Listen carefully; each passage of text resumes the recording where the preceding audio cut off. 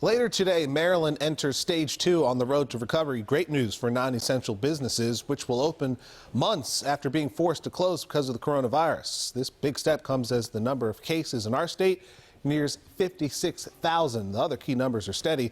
Let's bring back Sean Stryker. He's live with what's opening and where. Sean.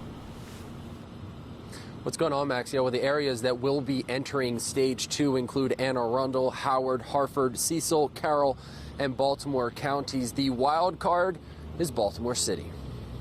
Today at 5 p.m., most non-essential businesses will open as the state moves to the next phase of the reopening process.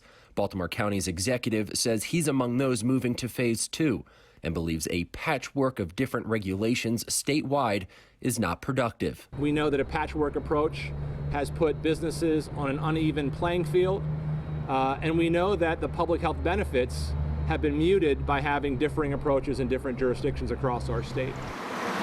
In Baltimore City, the mayor still won't say when he will allow more businesses to reopen, leaving them in limbo. You'll hear my comments on tomorrow. While phase 2 will allow most non-essential retailers to reopen, gyms and interior stores within malls must remain closed. Indoor dining at restaurants is still not allowed.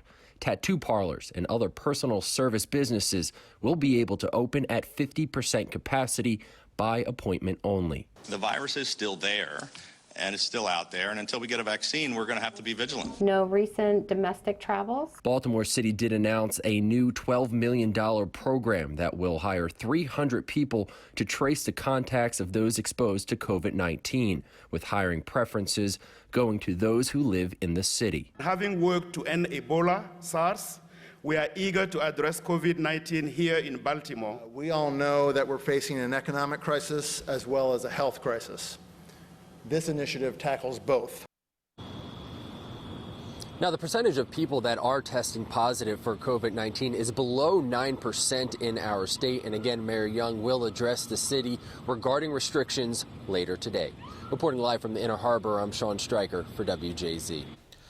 Moving into phase 2 will help more people get back to work. 43,000 Marylanders filed for unemployment last week.